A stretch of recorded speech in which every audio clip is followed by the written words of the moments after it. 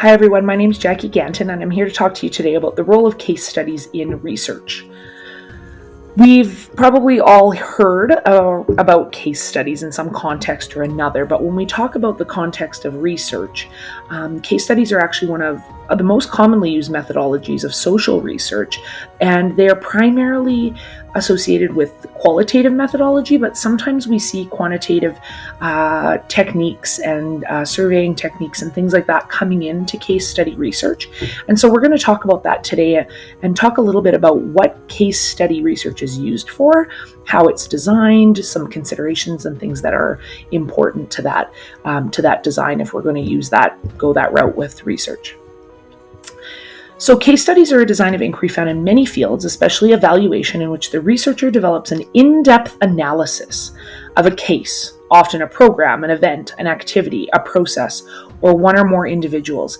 So this idea that we're going to take kind of a real life situation and we're going to explore it in depth is really the basis of the case study.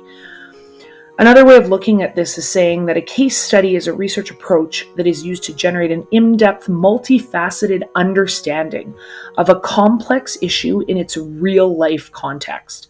It's an established research design that is used extensively in a wide variety of disciplines, particularly in the social sciences. So we often see case studies in that exploratory phase of research, used to gather that qualitative data, and also we often see case studies used when we have those complex systems and we're wanting to create, to support, to refute a hypothesis or maybe guide future research.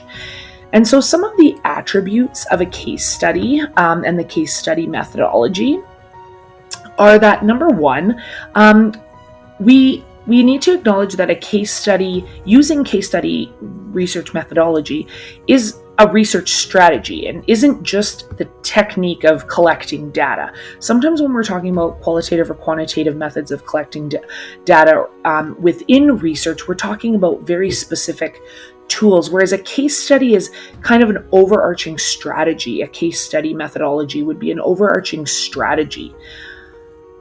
We also know that, as we've already talked about, that a case study really involves this detailed study of a unit, what they call a unit of analysis. So we talked about an individual, a situation, a system, something like that in its natural setting. To decontextualize, to take that study out of its context and to try to examine it separate from that context would really render it irrelevant, and it would not. The idea of a decontextualized study in case study research really has no relevance. So that's really important to understand, that because we're looking at these complex situations, events, groups of people, those sorts of things through case studies and through the case study methodology, we really need that context, and that is part of it. And this in-depth study methodology, the way that we would conduct research through this methodology, allows us to use a wide variety of actual data collection methods, which is where we often see those quantitative methods come in, and some of that survey data and things like that, because we can use anything really that's feasible and ethical within that context to gather what we need to develop our case. In this case, that unit of analysis, we've talked already a little bit about that this can be a wide variety of things. So individual, family, household, organization, event, even a decision. So again, we see that a case study can be used to explore a wide variety of these kind of complex systems. And so when we are talking about this idea of qualitative versus quantitative methodology, we see quite a few different ways of approaching this and different varieties and combinations of qualitative versus quantitative methodology in case study research. Much of the literature that we see surrounds the qualitative methodology, I think because a lot of that quantitative methodology is captured in really just volumes and volumes of other research in other contexts. Those actual specific data collection strategies, in-depth interviews, things like that, surveys, questionnaires, all of those sorts of things are really captured in other quantitative data methodology literature. And so the nature of a case study and this idea that where we are trying to study a case in all of its dimensions really necessitates that we be flexible in our use of both qualitative and quantitative methods of data collection as we're kind of exploring what we need to. There can be different case study objectives, and so three of kind of the main ones that continue to come up, especially in the recent literature, are descriptive, explanatory, and exploratory. So a descriptive case study research objective would be to describe some sort of phenomena in detail that we see in a real world context. Again, sociology, anthropology, some of these human interaction, human behavior studies, a case study research methodology can be really valuable because we get to see that real world contextualized, exposed view of some of these phenomena. So that can be really helpful. An explanatory case study would be an objective. Through an explanatory objective, we would be looking for causal factors to explain particular phenomena. So that idea of why and how certain conditions come into being. Now, we will see later that there are some challenges with making causal links from case studies because of their contextual nature. And so that's important to remember. But often when we're talking about events that are occurring most in their most genuine and authentic form within that natural setting, and that can't necessarily be studied outside of that context, we can gather more information this way than we might have with any other survey or research technique. And then an exploratory case study approach would be trying to capture that purpose of studying a phenomena where we were trying to identify new research questions. So we're kind of branching out into areas that we haven't surveyed before, that we don't have significant literature on. Often it's that kind of exploratory initial look into what are the research questions that we actually need to be deep diving into in the future. Some of the literature has talked a little bit about why case studies are such an effective way to obtain answers. Because again, so often in research, we're trying to decontextualize and we're trying to bring things into a kind of a neutral and comparative arena. And case studies do the exact opposite. We keep everything in their context. We consider all of those kind of compounding and intersecting factors. And why would we want to do that? Well, there's a couple of reasons for that.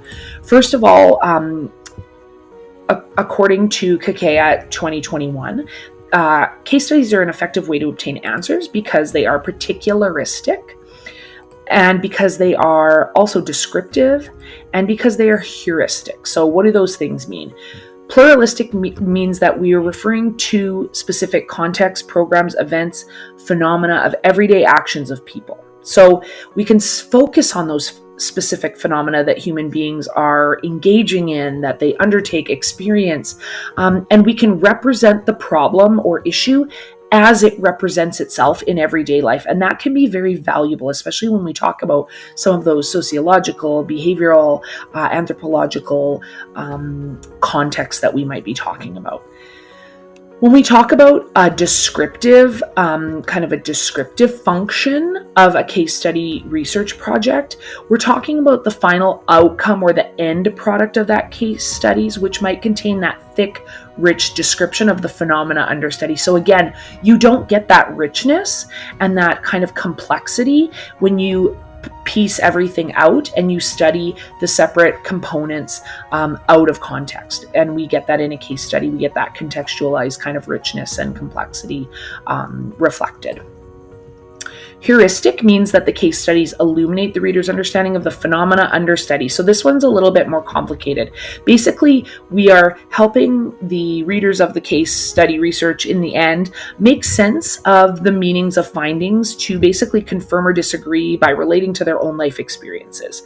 And so we're looking at kind of this idea of learning and discovery and relationship to kind of find out the essence of what is happening within that situation that we're exploring. And so there's a lot of value in all three of these kind of dimensions of case studies. And so that's why case study research is often so widely used in some of those contexts where that complexity and context are important.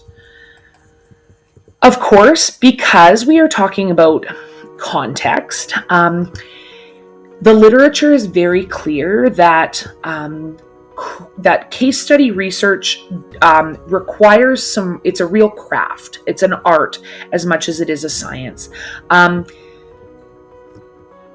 Depending on how rigorous you are and how sharp and accurate and well thought out your design is, you're going to have some real effects on the efficacy, the reliability, validity of the final outcomes of that case study.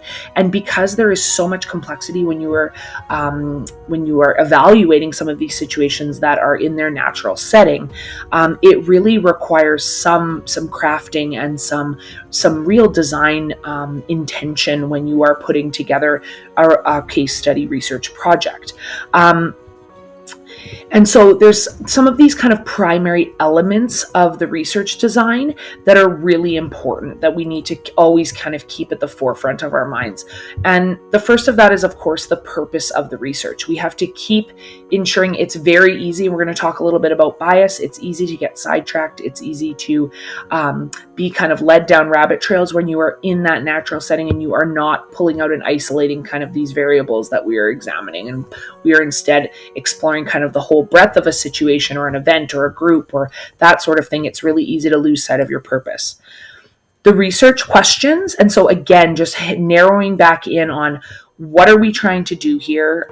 What are we channeling our energy and time into?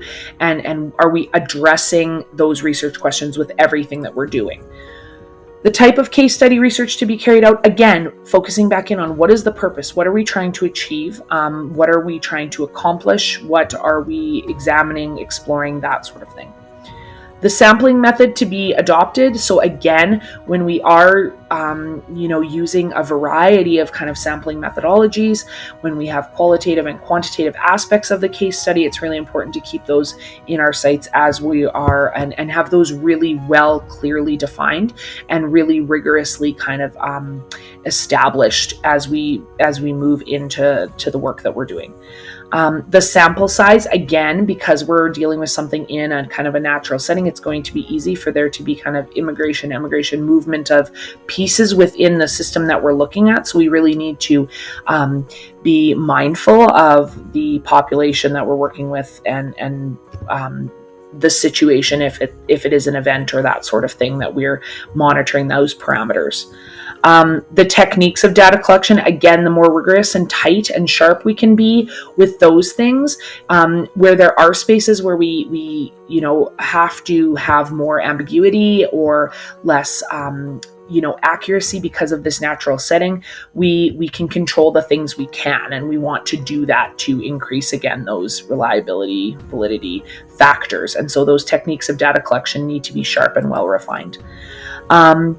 And then the analysis and presentation of the data, and that's going to be a huge piece, and we're not going to get into that here, but the way that we analyze the data in a complex research methodology like a case study methodology is going to be really important, and it's going to lend itself to the credibility of the work itself.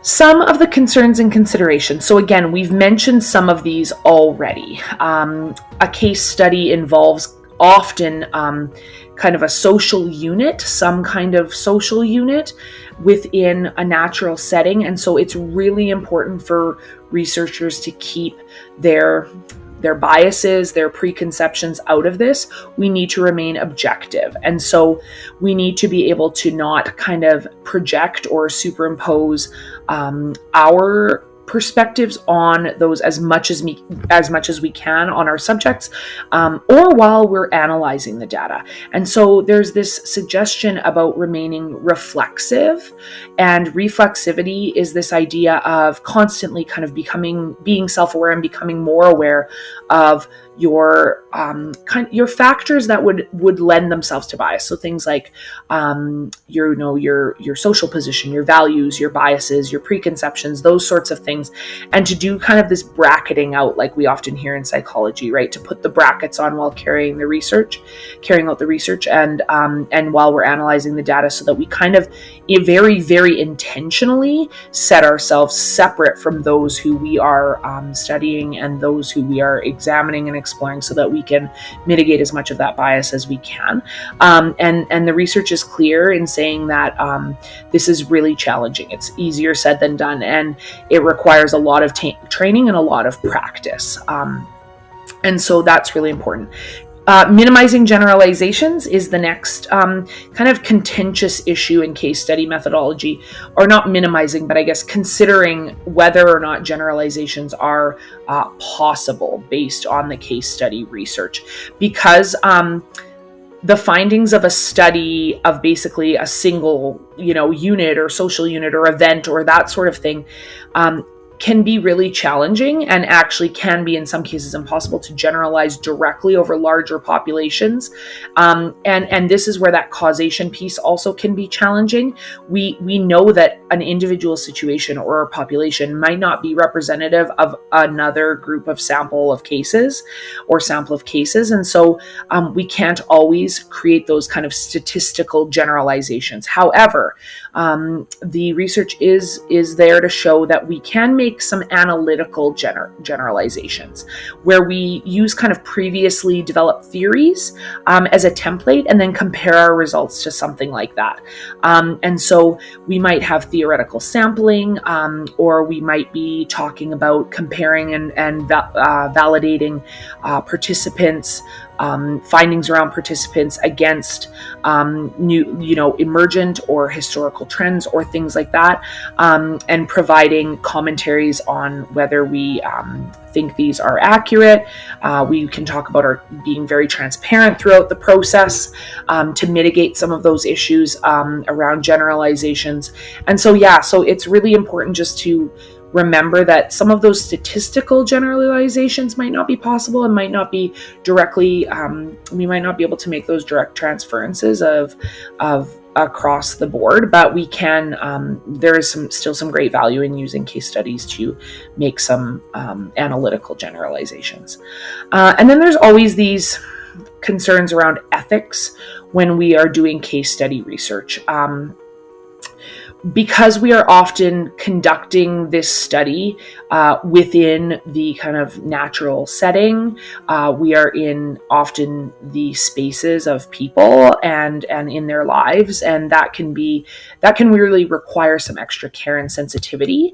And so things like consent and protecting everyone from harm, and avoiding any type of deception or manipulation, and protecting privacy, confidentiality, safety, and all of those things. Again, we don't want anyone ever participating unwillingly or putting themselves in an undesirable position. We want to take precaution, especially when we're studying vulnerable groups using case study methodology, to make sure that we are offering some of those types of protection, and being really proactive in those things, and having those well set out in our methodologies before we even start.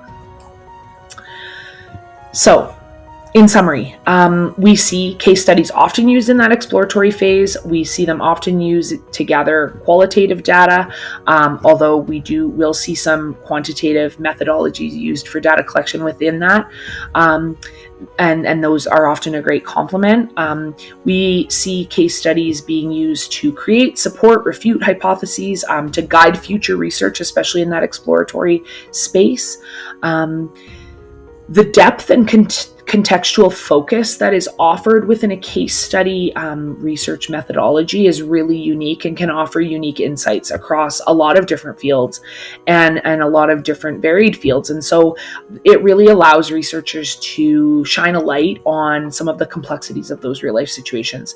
And this can contribute to both theory and practice. And so, again, all of this is to say there are still caveats around the limitations, bias, lack of generalization or generalizability, I guess, and that difficulty in establishing kind of causative mechanisms because of the complexity and the contextual complexity often of the situation.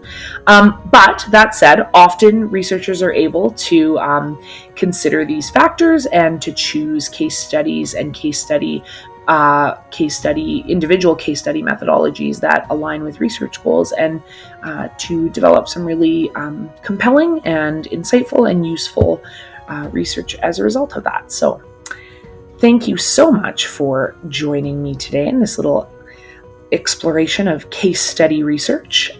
These were some of some really pivotal sources that I found that are really do a great job of capturing the research that has been done over the last couple of decades around case studies and their use in research and the different methodologies. And so I would definitely encourage you to seek out these. The PRIA 2020 article is fairly new and had a lot of valuable information in it. And again, it's focusing on that qualitative research, but does definitely mention some of the quantitative research that happens within that and complementary to that. And so I would really encourage you that if you are exploring that type of methodology, that you explore some of these sources. So thank you so much for joining me, and I will see you all at some point during the course.